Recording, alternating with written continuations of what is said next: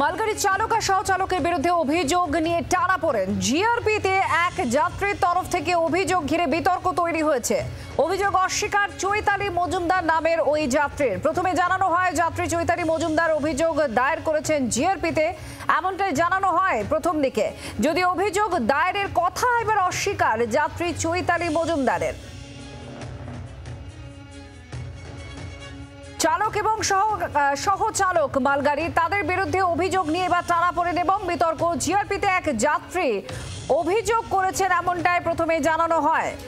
সেই যাত্রী চৈতালি মজুমদার, যিনি এখন বলছেন যে না, তিনি এই অভিযোগ করেননি।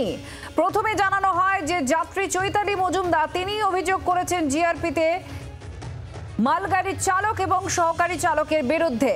যদিও অভিযোগ দায়েরের কথা এবার অস্বীকার করছেন যাত্রী চৈতালি মজুমদার। অভিযোগ নিয়ে টানাপোড়েন মালগাড়ির চালক আর সহকারী চালকের বিরুদ্ধে। অভিযোগ টানাপোড়েনে এক যাত্রী এবার বিতর্কের কেন্দ্রবিন্দুতে। চৈতালি মজুমদার তিনি অভিযোগ দায়ের করেছেন বলে জানানো হয় প্রথমে, কিন্তু তিনি অস্বীকার করছেন যে তিনি কোনো অভিযোগ জিআরপিতে করেননি। আমাদের সঙ্গে নারায়ণ সিংহ রায় আমাদের প্রতিনিধি আছেন। নারায়ণ, ঠিক কি অভিযোগ করছেন এই যাত্রী এবং তিনি কি অস্বীকার করছেন, কি হয়েছে ঘটনা? দেখো, আবারও চাঞ্চল্যকর তথ্য এসেছে আমাদের কাছে। কেন্দ্র করে চালক ও সহচালকের বিরুদ্ধে জিআরপিতে করা অভিযোগ অস্বীকার করলেন অভিযোগকারী চৈতালি মজুমদার। তার বক্তব্য যে চৈতালি মজুমদার এই অভিযোগ একেবারে অস্বীকার করছেন। তিনি জানাচ্ছেন এই ধরনের কোনো অভিযোগ তিনি জিআরপিতে করেননি।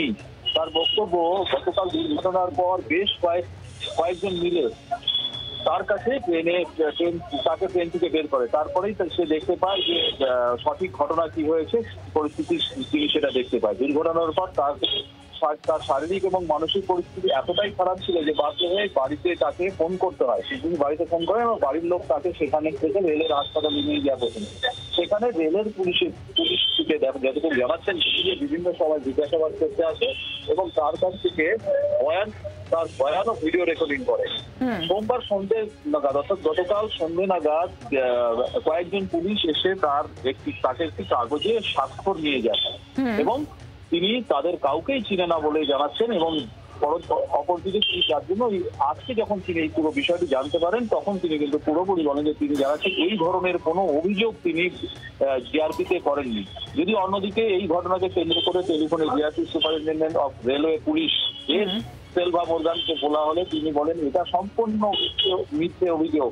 উনি নিজে আমাদের কাছে অভিযোগ জমা করেছেন এবং এর সম্পূর্ণ তথ্য আমাদের কাছে রয়েছে, অর্থাৎ রেলের কাছে রয়েছে।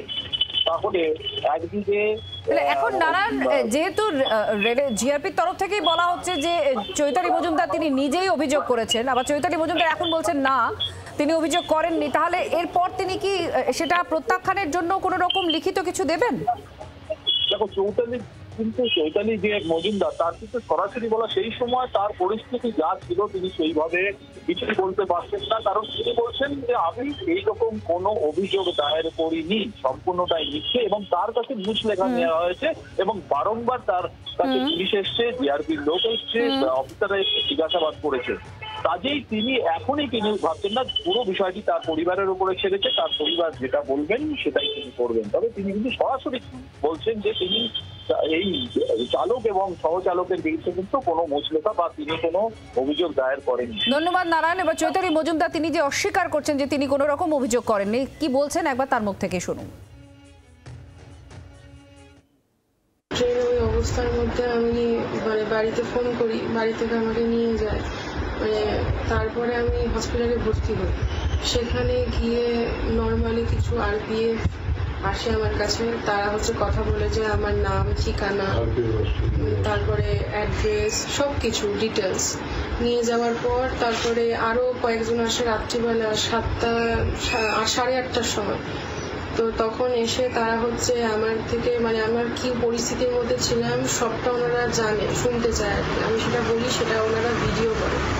ভিডিও করার পর দেন আমাকে একটা সাদা পেজের মধ্যে ওখানে আমার নাম, ঠিকানা শুধু লেখা ছিল। আমাকে নিচে বলেছিল সিগনেচার করে আজকের ডেটটাকে দিয়ে দিতে। আমি শুধু সিগনেচার করে আজকের ডেটটাকে ওখানে দিয়ে দিয়েছিলাম, কালকের ডেটটাকে।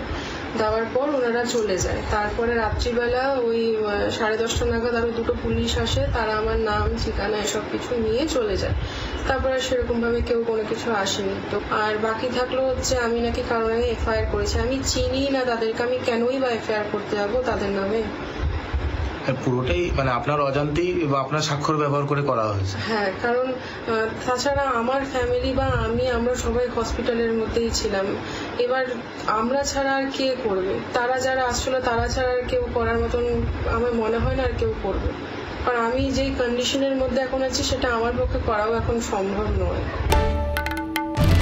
বাংলার আওয়াজ, বাঙালির আবেগ, জি 24 ঘন্টা।